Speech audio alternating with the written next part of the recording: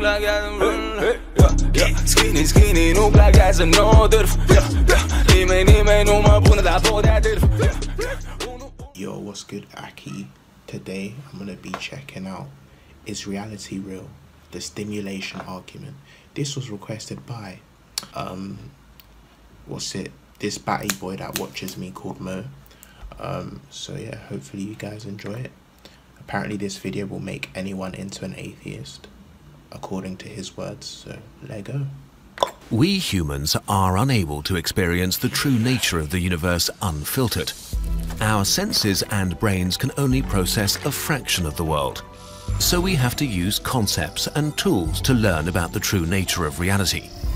Technological progress not only widened our knowledge about the universe, it also made us aware of unsettling possibilities.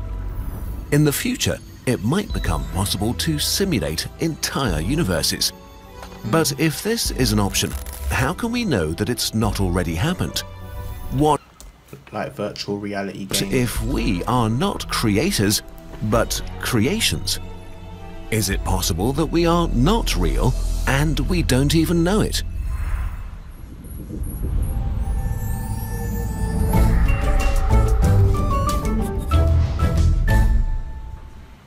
Nah, this is actually too crazy.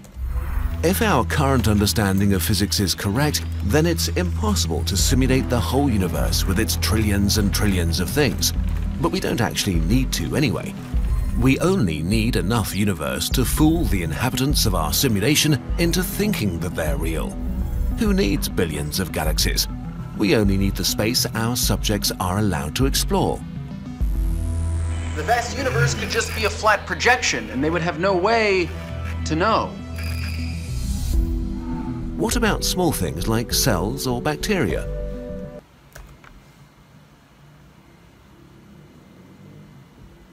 We don't really need them.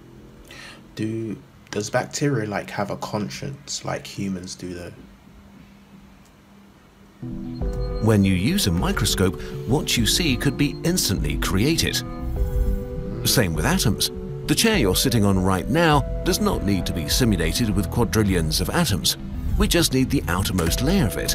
It might be empty inside until you decide to break it open. Your body might feel like it's filled with bubbly things, but it might be empty until you open it. The minimum requirement for our simulation is only the consciousness of our virtual humans. Our subjects just need to think the simulation is real. Okay, so are we being simulated? Well, maybe, but there are a few conditions that need to be met. Obviously, we have no authority over this topic, so please take everything we say with a grain of salt. Based on a modified version of the original simulation argument by Nick Bostrom, we have 5 assumptions for you. If they're true, you, dear viewer, are living in a simulation. Assumption 1. It's possible to simulate consciousness. Nobody knows what consciousness is.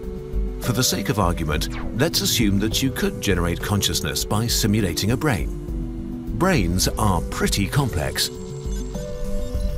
If you count every interaction between synapses as one operation, your brain runs at about 10 to the power of 17, or 100 million billion operations per second. Let's generously assume we need 10 to the power of 20 operations to simulate 1 second of human consciousness. But we don't want to simulate just one human, we want to simulate all of human history at once so we can skip around. Let's say we want to simulate 200 billion humans with an average lifespan of 50 years. 1 year has 30 million seconds, times 50 years, times 200... Damn, 30 million seconds. Let me work out how many years I've lived, yeah? How many seconds I've lived. 1 year, 30 million seconds. Alright, cool. Say nothing, yeah? 30 million seconds, 30 million seconds. I'm 20 years old, so estimate 20 times 30, 20 times 3 is 60. So add another 0 onto that. 20 times 3, 60. I've been living for 600 million seconds. And this is how far I've got. That's crazy. 100 billion humans times 10 to the power of 20 operations. So we need a computer able to handle 1,000,000 trillion operations per second. More operations than there are stars in the observable universe. A computer like this is just impossible. Except maybe it isn't. Assumption 2. Technological progress will not stop anytime soon.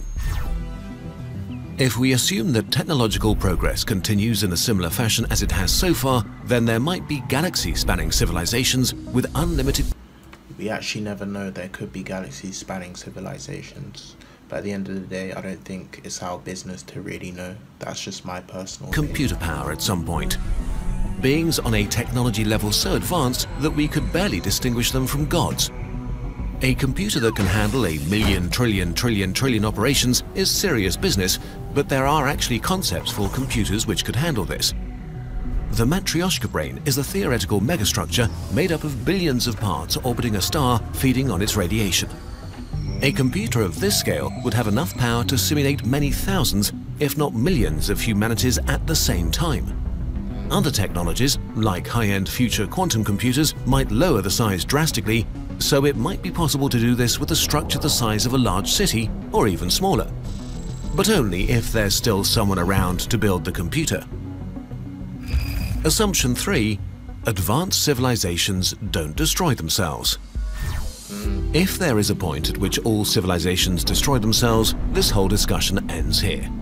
Looking into space, you'd expect a universe filled with millions of alien civilizations, but we see nobody. The reason for this might be great filters. Great filters are barriers life has to overcome, like nuclear war, asteroids, climate change, or a black hole generator. If life is inherently self-destructive, then there are no simulations. We explain this in more detail in our Fermi Paradox video. Assumption 4. Super advanced civilizations want to run simulations. When we speak of post-human civilizations, we don't know what we're dealing with. To think we know what beings as What the heck is that alien octopus kind of thing? That's actually kind of magic. powerful as gods want is pretty arrogant. Imagine the smartest ant on Earth living next to an amusement park. It's curious about what humans are up to, so you try to explain. Unfortunately, the ant just doesn't understand. The concept of roller coasters and standing in lines and holidays and fun doesn't make sense to an ant living an ant life. It's the same with us and a post-human being. Compared to them, we are ants. Running simulations for fun or science might be an absurdly stupid idea to them. But if they do want to run simulations for whatever reasons, and assumptions 1 to 3 are true too, then the chances are not zero that you are living inside a simulation. Assumption 5. If there are a lot of simulations, you are probably inside a simulation. Please don't say I'm inside a simulation. Goddamn, I ain't no monkey. I ain't no animal to be tested on or controlled. If there are simulated civilizations, it's likely that there are a lot of them. After all, we assume that post-human beings have access to practically unlimited computing power. So if they run simulations, it would be convenient to run millions or even billions of them. If there are billions of simulated universes, there are probably trillions and trillions of simulated conscious beings, which would mean that the vast majority of all conscious beings that will ever have existed are simulated. So for every conscious being made of flesh, 1 billion simulated ones exist. Since we have no way of knowing if we are simulated or not, in this case, the chances of you being one of the 999,999,999 simulated ones are pretty high. So what you consider reality might not be real at all. You really might be simulated. All of this is based on a lot of assumptions that we can't really test right now, so many scientists disagree with this whole thought experiment. So don't burn your house down to test if there will be glitches. If you are simulated, not that much changes for you. You might be on a small planet speeding through eternal nothingness, or a simulation inside a computer. Your existence does not become more or less scary and bizarre. All we can hope to do is try to live good lives and have a good time.